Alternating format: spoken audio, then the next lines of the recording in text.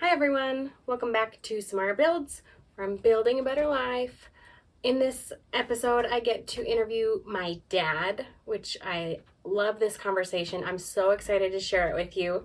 As I've mentioned a lot of times, I live in a house that's 100 years old, and when we were recording, my nephews were running around upstairs, and my sister was yelling for them to get showered or something. You can hear a lot of footsteps and maybe my sister, because this is just real life. This is my life. This is how it is. I love it. It's messy. It's loud. So try to forgive me or don't. I don't really care. But just fair warning, there are some other sounds in this interview, but don't let that stop you because it's really good. Okay, thanks.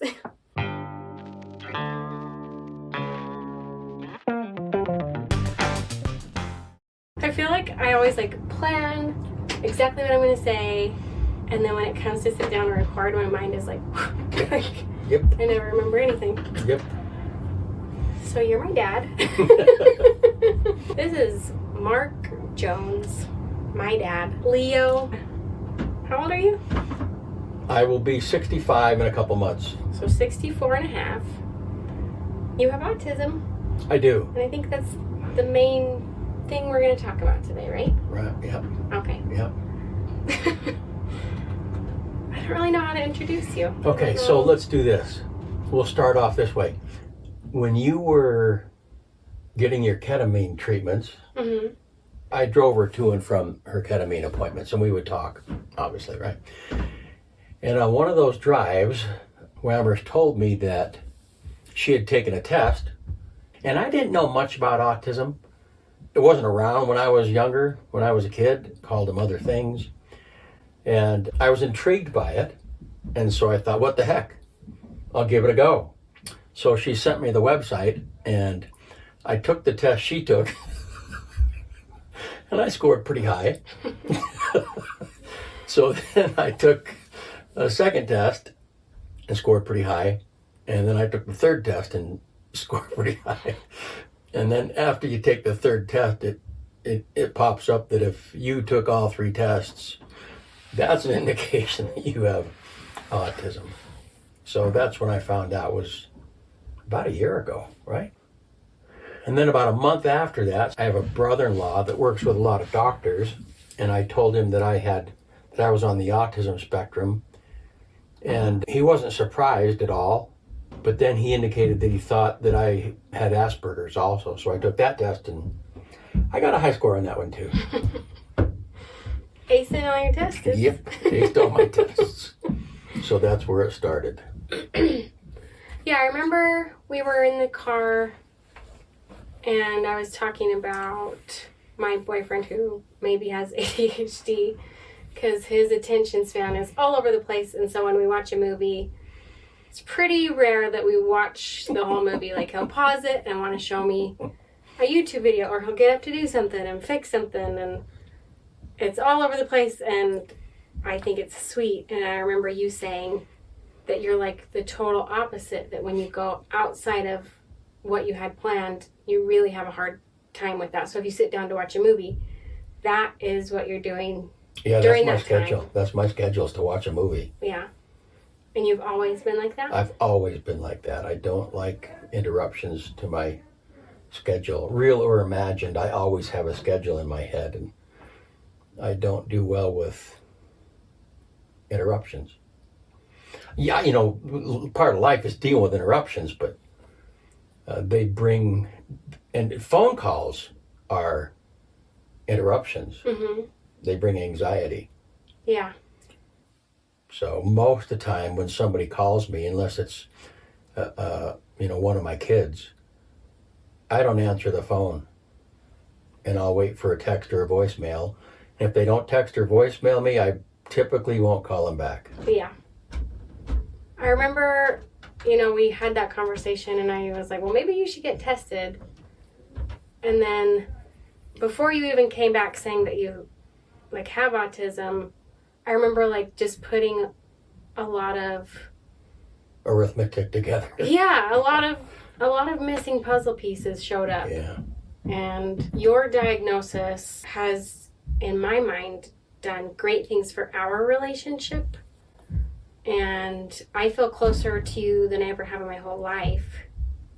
And I'm really grateful for it. And I know it's not like what you wanted to hear, but I'm glad you learned about it. How do you feel about it? It's a double-edged sword, but I knew that I was weird since my first day in kindergarten. I remember way back then that I would always be doing something with my fingers, either just, by themselves, or mostly articles of clothing or something that was around for me to stim with. Yeah. And I remember I went to kindergarten, the very first day of kindergarten, and it was, I was very anxious. And so I was, doing what I did, but I recognized that nobody else in the class was doing it. I noticed some of the kids were looking at me. And so right then, I knew that I was not the same as all the other kids in my class. And so I decided then and there, I'm done. I'm going home. And so I snuck out of the room. And the school that I went to was near Chicago, Illinois. It was a really old school. It was built in the late 1800s. And the doors were huge. They were huge wooden doors, like castle doors almost, right? Oh, wow. And I could not open the door with all my strength. I tried as hard as I couldn't even budge the door. The door didn't even move. So I had a conversation with myself at that door, knowing that I couldn't leave. I told myself that I have to act like everybody else does. And so right there, my first day of kindergarten, I started camouflaging and masking. I call it acting. It's the same thing, right? Mm-hmm. But also from that day forward, my feelings didn't matter. They were irrelevant. And I've been to a lot of counseling, not as many as some, but more than most. And I've said hundreds of times in my life, when somebody says, well, how do you feel about this? My answer was always, my feelings are irrelevant. What matters is my actions. Because my entire life... That's what you told yourself. My feelings were irrelevant. I'm just supposed to try and act like what the situation requires. Because I am autistic, I don't necessarily understand the situation that I'm in, but I just look at how everybody else is acting and I act accordingly. I try and act like they act. I laugh at what they laugh at. If I don't think it's funny, I still laugh if they're laughing. Mm-hmm. Some things, I'm 5'8", and there's a lot of jokes that are 5'9" and above, and I don't get them. But I would say that if people were laughing, I would laugh. Yeah. So it wasn't until a little bit less than a year ago, that for the very first time in my life, since my first day of kindergarten, I've asked myself how I feel about things. So it's been a interesting journey in some ways to find out who I am at 65 years old. Yeah. You know what I mean? Yeah. Because I've been, and then from a relationship standpoint, in my world, if I don't see an individual, not that they don't exist, but they almost kind of don't exist. I think about my kids every single day,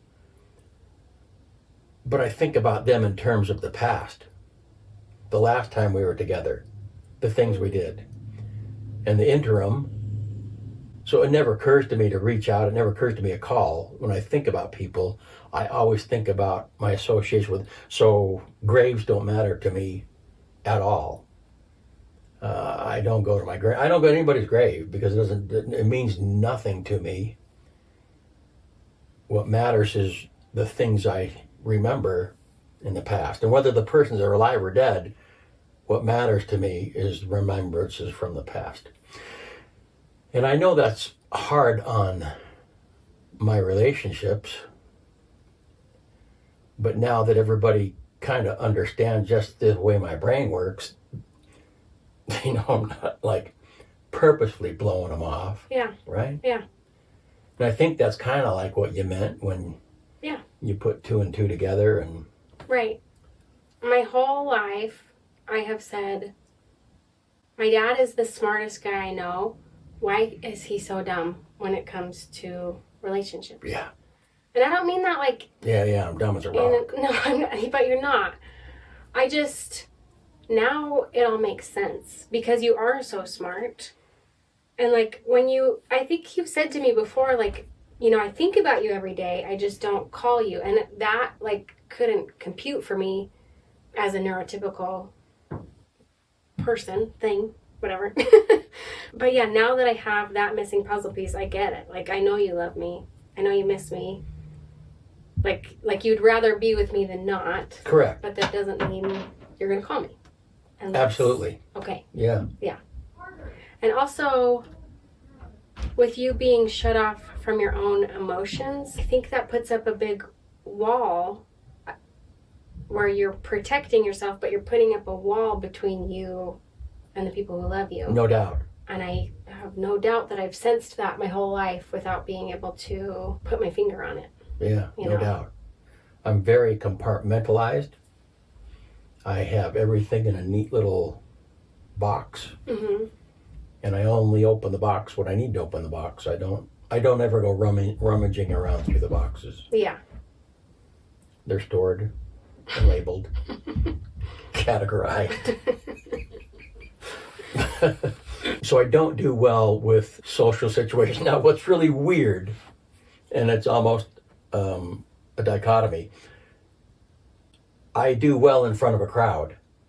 If you put me in front of a crowd, whether I'm teaching or doing a skit or entertaining or whatever, I'm good in front of a crowd. But as soon as I'm done doing what I'm supposed to do, I want to be gone from that because there's a whole bunch of people there and you don't want to talk to them. I don't want to talk to them. Yeah.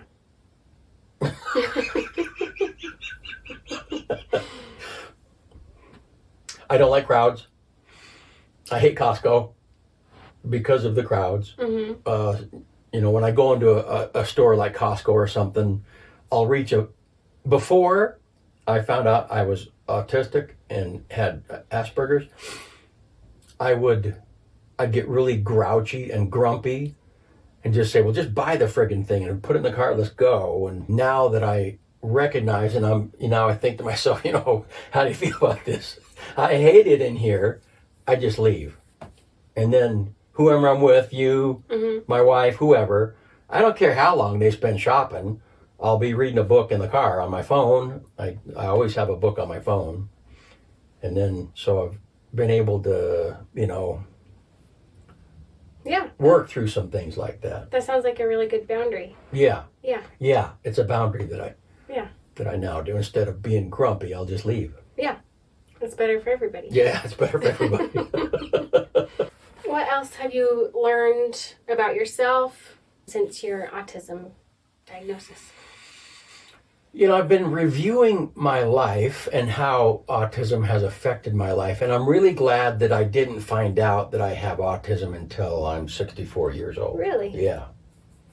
I wouldn't be who I am today if I knew I had autism back when I was in kindergarten. Because I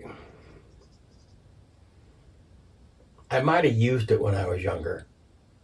And what do you mean by that? Oh, I wouldn't have been as outgoing, I don't think. I think I would have allowed myself to shrink into behind the walls, you know what I mean? Just because of how sucky school is anyway. And I really dislike school because school is just in the way I view school, it's just a huge social function. And I don't do well in social situations, so I'm an autodidact, which means I self-taught. Mm-hmm. And the things that I study on, I'm a freaking expert on that subject. But other things like in social things and relationship things, I suck at. I'm super grateful for the group chat that we all have. Because without that group chat, I would have no clue what's going on unless people reached out to me, unless you reached out to Sam or Bears or whoever.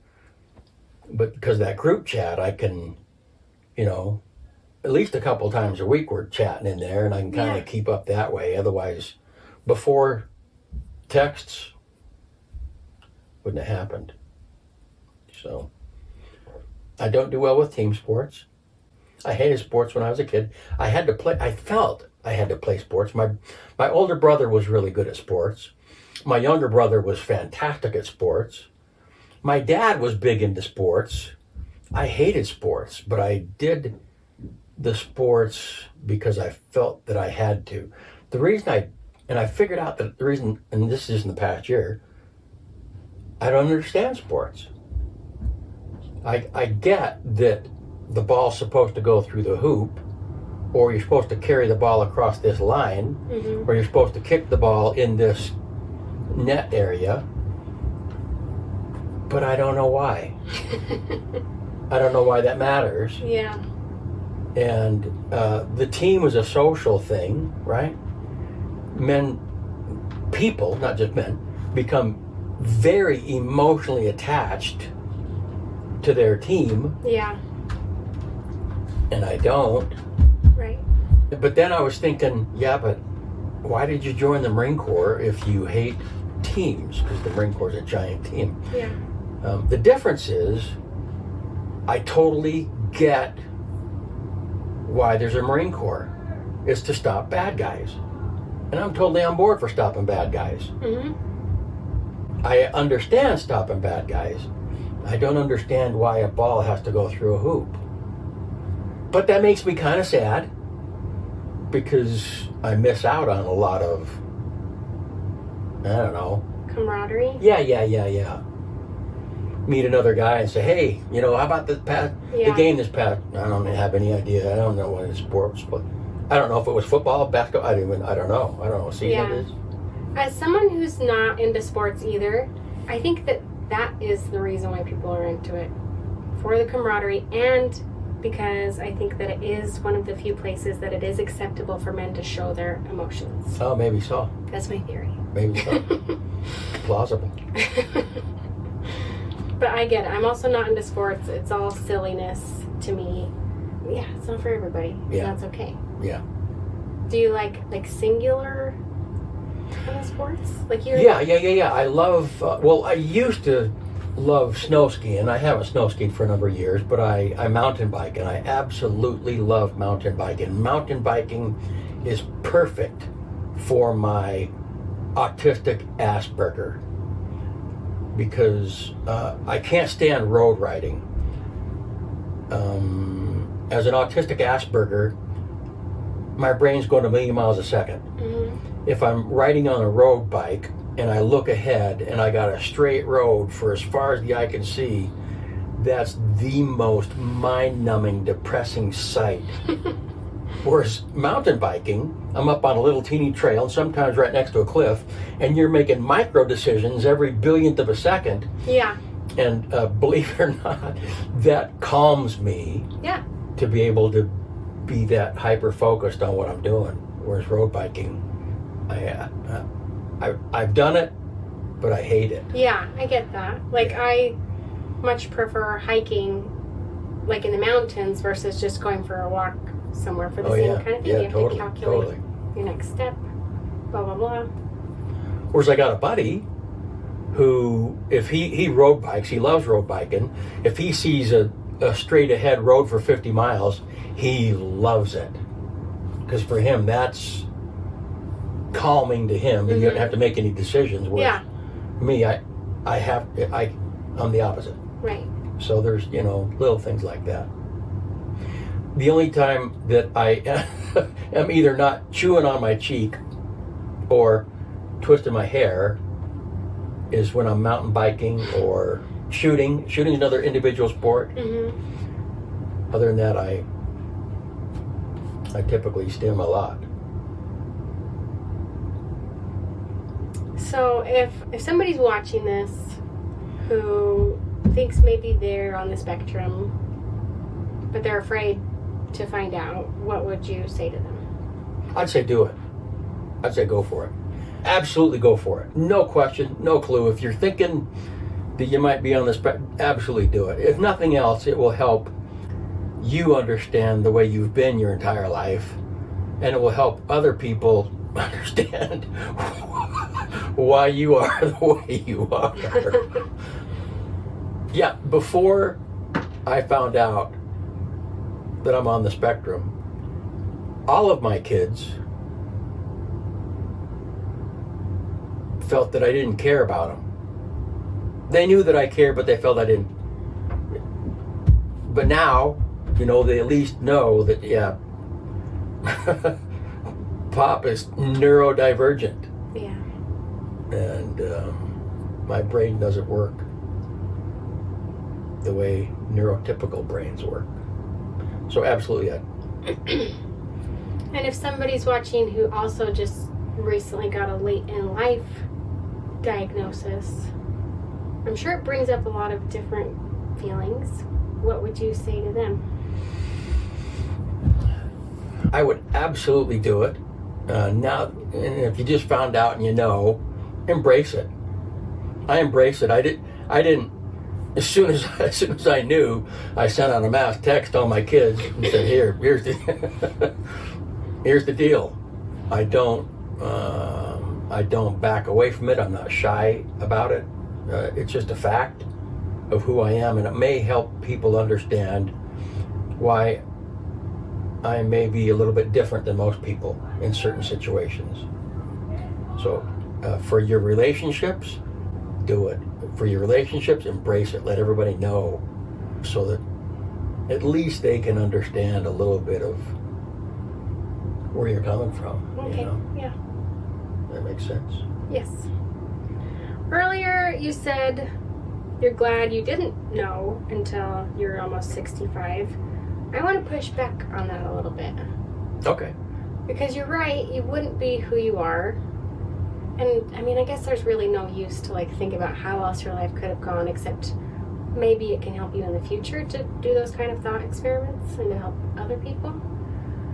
I think it would have been really cool. And I know when you were younger, they didn't have the same understanding of autism as they do now. Yeah. They didn't have the same programs. But maybe you could have gone to a school where it didn't feel like torture, where you were literally locked in by a door that was too big to hold you, and you were surrounded by other kids that were also... That would have been cool. Yeah. That would have been cool if they would have had programs like that back then when I was a kid. Yeah. I think I wouldn't have... I probably wouldn't have hated school as much as I do. Yeah. I love to learn. But I hate school. I want to ask you a hard question. Okay. So my mom died when I was 5. Yeah. And you married again pretty quickly. Yep. And my whole life, I was like, I don't know, I've talked to lots of people, lots of therapists about this. And even before I knew you had autism, I thought, you must have been so overwhelmed that the person you love so much is just suddenly gone, and you have 5 kids to take care of by yourself. But now that I know you have autism, I can give even more empathy. I can't imagine how overwhelmed you were. Because if you were so cut off from your own emotions to have that much pain, and then surrounded by your kids who are in pain that you don't feel like you can take care of, I can't imagine how horrible that must have been. Am I off the mark? No. I knew from the moment your oldest brother, my first son, was born, that I was wholly inadequate to be a typical father. Babies scare me to death. I don't know what to do with them. And, your mom and my second wife, when something would be with a baby, they would know what to do. They know why the baby's crying or whatever. And so being a father was the most stressful, anxiety-inducing endeavor ever. Once each of you got to where you could at least talk, then it was better. Mm-hmm. But I still was inadequate because of my autism, my inability to read social situations or emotions very well. And then so when your mom died, I was inadequate when she was alive. Then when she died, I knew in my heart of hearts that I can't do this. I sucked at it when she was alive. I knew I couldn't do it. In my heart of hearts, I knew I couldn't do it. Is that kind of like what you were talking about? Yeah. Yeah. I'm just thinking, I don't think inadequate's the right word. Because, Incapable? no.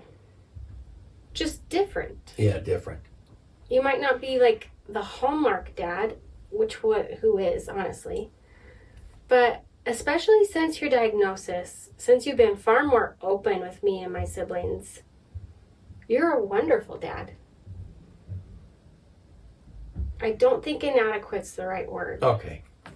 I felt inadequate. That's fair. I felt wholly inadequate. That's a valid feeling. And you guys are all adults now. Yeah. So there's a different dynamic there. Right. When I interviewed Brooke, I had this same thing. People say, like, what would you tell your younger self? I don't know that I love that question, but because for me, I don't feel like I could have learned any lessons earlier than I learned them. But maybe a diagnosis is a different thing than a learning experience. If you could tell your younger self something, what would you tell you? I don't know. I think I'd say it's going to be okay. That is a really powerful, succinct message. I think I would say it's going to be okay. Yeah. You're going to go through some crap. Yeah. And you're going to eat lots of it. But it's going to be okay. It's going to be okay. And I love being a grandpa to these three little boys. And I can be a grandpa, but I can be with them because they live so close. Mm-hmm. Right? That is a regret I really have about my grandkids that live farther away. It is what it is. Yeah. It's on my schedule that Monday through Friday I come over and hang out with the boys from 6 to 6:30. And nothing interferes with that most of the time. And that is super important to me to be able to do that. And because I know that I'm an autistic Asperger, I can be a grandpa to them in a way that nobody else could be a grandpa to them. Yeah. And help them learn that some people are different. Everybody's a little bit different. Some people are more different than others. And that's okay. What are your superpowers with autism? I am, in some areas, I am extremely intelligent. I have the ability to hyper-focus.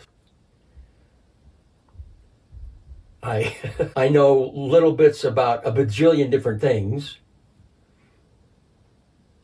But in the final analysis, none of that means anything either. What do you mean? If I could trade my intelligence to be more socially aware, I'd trade it in a heartbeat. That's interesting. I'd trade it in a heartbeat. Because in the final analysis, in my life, nothing means more to me than my kids or my grandkids. Nothing. Nothing. But I don't have the ability to always show that, and so it doesn't come through. Yeah. It's not always understood by my family members. So I'd trade in a heartbeat. So there are some benefits of being an autistic Asperger, but they're not a big enough benefit. I'd trade in a heartbeat. Do you think our society, I think our society needs all kinds of people, including autistic people, because you are able to look at things differently and figure out different solutions. Yeah, totally agree. Totally agree. You know, the obvious example is Elon Musk. Yeah. Absolutely brilliant in so many different areas, but socially awkward. Yep. So, and I guess that's not really fair to say I would rather, because I don't know what it's like to be neurotypical. All I know is neurodivergent. Right. And it's not fair of me to say, well, we need everybody, so you should be fine. Yeah. But I am what I am, right? Yeah. That doesn't imply that I don't try and improve. Right. That's actually a really important clarification. But it is. So in what ways are you trying to improve? Mainly with you guys, to be more open with you, and to be more open is what I strive to do, is to be more open now in the past year than I have been for the other 64. You have been. So that's... I think it was hard for my siblings at first because you were all of a sudden so open when you had been so closed off the rest of our lives. Yeah, I think that's absolutely true. It was hard for my parents because I'm a both feet kind of guy. Yeah. I'm either all in or I'm all out. And so when I found out that I'm on the spectrum, I'm all in on that, and I don't hide it. You know, this is where I'm coming from. So I know that in other words, I didn't ease into this. I didn't take a period of a month or 2 or 3 months to try and work into the idea of being autistic with Asperger's. The day I found out, I published it to the world. I'm absolutely grateful that I know.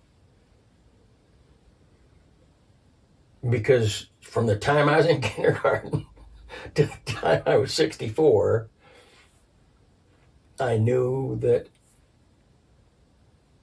I was different than most. And I didn't know why or what or whatever. I just knew it was a fact. I never thought about my feelings because they were irrelevant. They didn't matter. So I'm grateful that I know now because looking back, it makes a lot of things make sense now of why I did, or and B, now I can find out who I really am.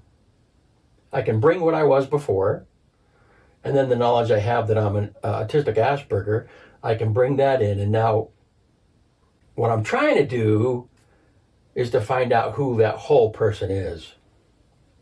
Because for 64 years, I didn't have any Yeah. I didn't have any feelings. Yeah. So what ways are you trying to figure out who you were? In what ways? Mm-hmm. I think part of it is looking in the past and finding out, okay, why, what should I have felt then? Yeah. What you didn't allow yourself to Yeah, what feel? I didn't allow myself to feel. And that's where this idea of videoing my life story came from. So you're connecting to your inner child? I think I'm just connecting with myself. Okay. It's going to start from kindergarten, because that's all I can really remember. I don't Yeah. remember much before kindergarten. Yeah. And it'll go up to the current date. So yeah, it's just in touch with myself and find out who this whole person is. So are you going to try different things? Are you right now mostly ruminating or reminiscing? What's your process? I don't know about trying. I've never thought about trying different things from that aspect. I've always, I've always been totally in on trying new things, Mm-hmm. new foods, jumping out of airplane, whatever. I mean, But new behaviors maybe. I don't know how to do that. Okay. I haven't even thought about that. Okay. And I wouldn't know how to do it. I guess me trying to be as open as possible, I guess, is the only way that I know how to do it. That's been big. That's been a huge change. And that's, I'm not saying you have to do anything more. it's And maybe huge I'll what get you've to done. where I'll figure out. Right now, I'm working on being open. Yeah. And I'm sure that is challenging enough from having closed off yourself for 64 years. Yeah, if I wasn't able to, if I was able to recognize feelings in my life, I think I would have had a bajillion anxiety attacks. I was close a couple of times to having an anxiety attack, but I never did. But I know I was close. But if I was more in touch with how I felt about stuff, I would have had a bajillion of them. Now you just have a bunch of health issues. I said, yeah, no, I did have a bunch of health issues. quite a good trade-off, right? Holding stuff in is great. Yeah.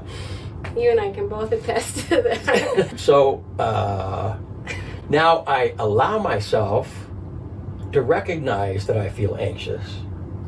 And then I can do some mitigating things to help, and like running out of Costco at top speed or whatever. Do you know what I mean? Yeah.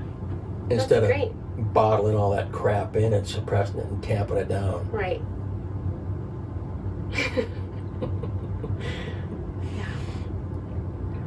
Upon reviewing parts of my life, like when I was in the Marine Corps and stuff, I had to dredge up some stuff that I haven't thought about since those days, and then allow feelings to come in that I've never allowed to come in before. And that's, it was really tough. It was really tough. And, so my goal is to go through and unpack some of that crap, some of the stuff I've got stored away in all these bins. So before, I would never revisit the bin unless there was a reason to. Now I'm starting to open the bins up. And, Yeah. see what's inside some of those bins. I bet you find some cool stuff. Yeah, there's some cool stuff. And some scary stuff. And some scary stuff. That's life. Yeah. That's part of life. So the way you're kind of describing things to me, the way I envision it, is maybe before your diagnosis, the colors of the world weren't turned up all the way because you had to dampen everything, Yeah, that's a good way to put it. and maybe now In all fact, the colors. I lived really almost lived in a black and white world. Because it's really feelings and emotions that bring the color. Yeah. So I lived in a more of a... And that's the way I was. It's either right or wrong, and it's not much gray. It was black or white. Yeah. Now it's much more colorful. That's good. And I recognize that in my mountain biking too. Oh. I was mountain biking before I was diagnosed for years, but now the mountains and God's creation is more vibrant and colorful than before my diagnosis. I allow myself to feel what Mother Nature's trying to tell me, if that makes any kind of sense. Yeah, that's beautiful. Yeah. See, when you say things like you're glad you weren't diagnosed until later in life, it makes me sad because I wish you could have lived your whole life in color. Yeah, me too. You deserve that. Me too. And maybe, I mean, this is me like pretending to be a therapist. Maybe it's a protective thing to say, I'm glad I didn't get diagnosed until later because it's more painful to admit, wow, I really missed out on a lot. I did. I missed out on a ton. That sucks. Yeah. It sucks. But is it too late? No. I knew I was missing out all along the way. So when I got diagnosed, it wasn't a revelation that I missed out. I knew I'd missed out. Yeah. But, you know, in an alternate universe, if I would have got diagnosed at 5, 6, 7 years old, and if they would have had certain programs, my life probably would have been more colorful. It probably would. It would have been. But, you know. So if somebody's 65, and because I remember when we were driving in the car, and I was like, you should do these tests, and you're like, why? Like, what would that change? What would you say to somebody now? And that's so typical of an autistic Asperger. No, that's good. What's a label then? Yeah, facts are facts,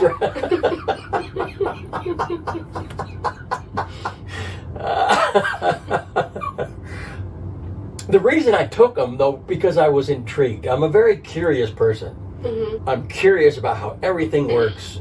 That's, you know, one of my thirsts for learning is because I'm so curious. So even in the car, my first reaction was, you know, why would I want to find that out? My curiosity got the best of me. And that's why I took the test. And the next test, and the next test, and the next test. So say there's a 65-year-old who knows they've been different their whole life, and they're saying, what does it matter? I'm 65. What's it going to change? It's going to change a ton. Is it worth it? Absolutely. There's no reason to not take the test. Yeah, it's going to be a little bit scary maybe. I've never really been, like I've had anxiety a lot, but I've never really been scared. So I'd say just lean into it, do it. Yeah. Embrace it, take it. Because you'll be able to see in color. That's cool. Yeah, way cool. That's really cool. Instead of just black and white. Anything else? I am going to say something else. You've probably been stimming your whole life if you've got autism, you know, with your fingers or with fabrics or whatever. When my hair's long enough, I twist the living daylights out of it. Most of my life, I've chewed the inside of my cheek because I have either had short hair or it looks weird twisting your hair 24/7. But I would try and suppress my stimming tendencies my entire life. I tried to suppress it. Mm-hmm. But I just embrace it now. I've grown my hair out so I can twist it. Yeah. My cheek is healed up because I've been chewing the inside of my cheek for 60 years. Yeah. Right. So, you know, if you just find a way to stem. And there's these little teeny rocks that, these little black, I don't know, something to do with